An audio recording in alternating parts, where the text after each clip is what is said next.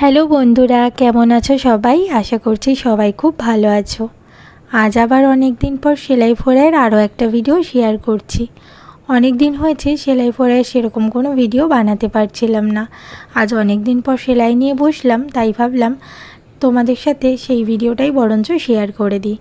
আজকে যে সেলাইটা করছি সেটা ভরাট সেলাই।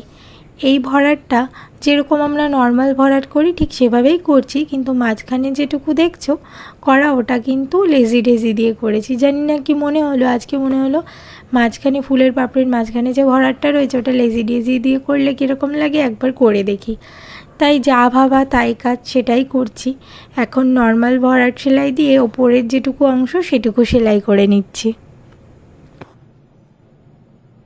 আর একটা কথা কি জানো বন্ধুরা, ভরাট সেলাই দিয়ে যে কোনো ডিজাইন যদি তুমি করো, সেটা ফুল কিংবা পাতা যাই হোক না কেন, সেটা ফোটে কিন্তু ভীষণ সুন্দর আর দেখতেও খুবই ভালো লাগে। ভরাট সেলাই করা খুব একটা কঠিনও নয়, খুব সহজ, কিন্তু খুব সহজ এই সুন্দর সুন্দর ডিজাইন তুলে ফেলা যায়। যাই হোক বন্ধুরা, এখন এই ভরাট সেলাইটা দিয়েই আমি ফুলের পাপড়িটা কমপ্লিট করব।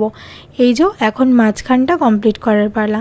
আজ মনে হলো মাঝখানে যে সেলাইটা দেবো সেটা বরঞ্চ লেজি ডেজি দিয়ে একবার করে দেখি কীরকম লাগে। অনেকে এটাকে গিট ফোরও বলে, তো এই গিট ফোর কিংবা লেজি ডেজি এটা দিয়েই মাঝখানের ভরাটটা করব। অনেককেই দেখেছি এটা করতে, কিন্তু আজ ভাবলাম আমি বরঞ্চ একটা ফুল করেছি সেটার মধ্যে করে দেখি কীরকম লাগে ভরাটটা।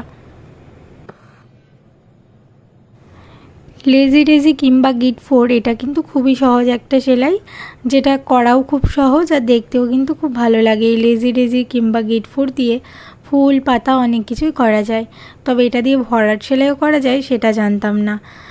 গতকাল আমি একটা ভিডিও দেখেছিলাম, তো তখন দেখলাম যে ওই ভিডিওটায় অনেকে এই লেজি ডেজি কিংবা গিট ফোর দিয়ে ভরাট সেলাইটা করছে। আমি ভাবলাম আজ বরঞ্চ আমি যেহেতু একটা ভরাট সেলাই দিয়েই ফুল তৈরি করছি, তাই মাঝখানের যে ফোরটা দেবো সেটা বরঞ্চ লেজি ডেজি কিংবা গিট ফোর দিয়েই করি। তার জন্য এইটাই দিলাম। এটা তোমরা চাইলে সাধারণ যে ভরাট সেলাই সেটা দিয়েও করতে পারো। সাধারণ ভরাট দিয়েও দেখতে যে খুব একটা খারাপ লাগবে তা কিন্তু নয়, বরঞ্চ সাধারণ ভরাট দিয়ে করলে আরও বেশি সুন্দর লাগে দেখতে। ফুলের ভেতরের পাপড়ির অংশটা আজকে লেজি ডেজি কিংবা গিট ফোর দিয়েই করছি। এরপরে এই পুরো ফুলটা কমপ্লিট হয়ে গেলে পাতাগুলো করা বাকি থাকবে। পাতাগুলো কিভাবে করলাম সেটারও একটা ভিডিও তোমাদের সাথে শেয়ার করে দেব। যাই হোক বন্ধুরা, ভালো থেকো। ভিডিও ভালো লাগলে অবশ্যই একটা লাইক, শেয়ার আর সাবস্ক্রাইব করে দিও।